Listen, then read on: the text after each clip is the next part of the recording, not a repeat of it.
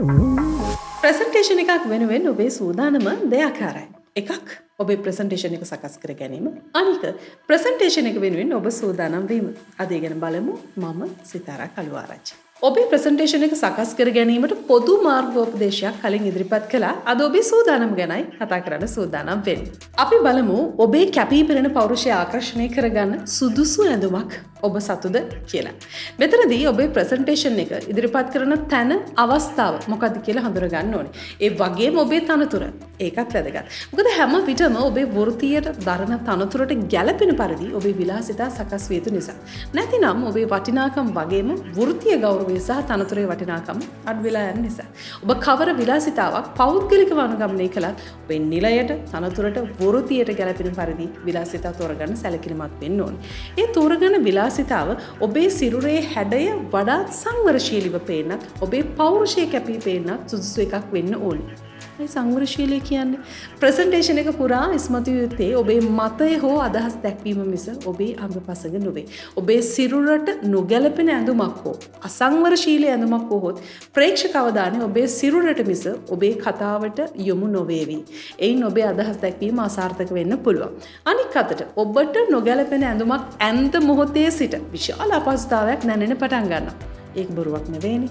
එතකොට ප්‍රසන්ටේෂන් එක ගැන ඔයාට තියෙන අවධානය අනායාසයෙන්ම ගිලිහිලා යනවා. ඔබේ ඇඳුම පිරිසිදුද, පිළිවෙලද, නැත්නම් ක්ලීන්ද, නීට්ද කියන එකත් ඔබේ අවධානයට ලක් විය යුතුමයි.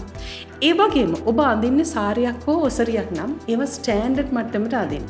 සාරියක් ඇඳහම වැදගත් කියලා එහෙම හිතලා බඩමැදට හරි බඩින් වියත් එකමාරක් විතර විවෘතව අඳින්න එපා. කොටට සාරිය කොහෙත්ම අඳින්න එපා. ඒවා ලස්සන නෑ. ඇත්තටම ආව ලස්සනයි.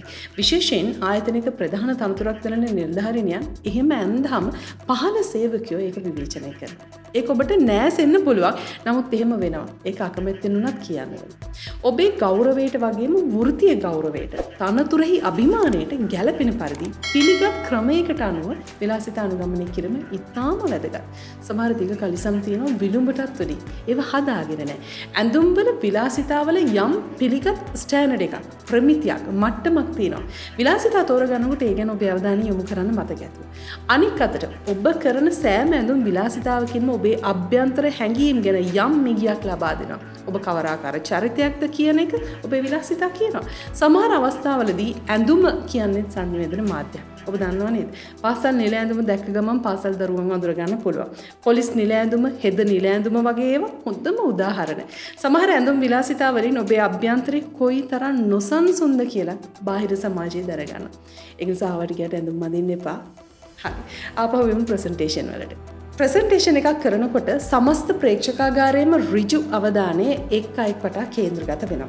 එතකොට ඔබේ සියලුම සියුම් චලන නැත්නම් වෙනස් වීම වෙත ප්‍රේක්ෂක අවධානය යොමු වෙනවා.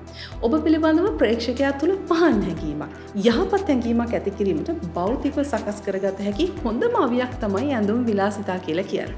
ඊළඟ දවසේ ප්‍රසන්ටේෂන් එකක් කරන්න යනකොට ඒ ගැන විශේෂ අවධානය ඔබ යොමු කරන්න ඕන. ඕනෑම අවස්ථාවක ඔබේ පෙනුම ඔබ ඉදිරිපත් කරනකොට වැදගත් වෙන නිසා.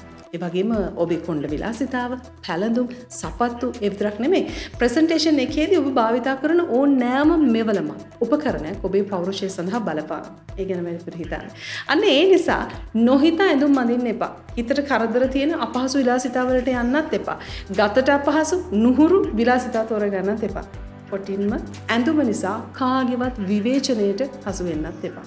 ඔබට ගැළපෙන, අවස්ථාවට ගැළපෙන, තනතුරට ගැළපෙන, තමන්ගේ අභිමානයට ගැළපෙන වගේම තමන්ගේ පෞරුෂය කැපී පෙනෙන විදිහේ විලාසිතාවලට යන්න.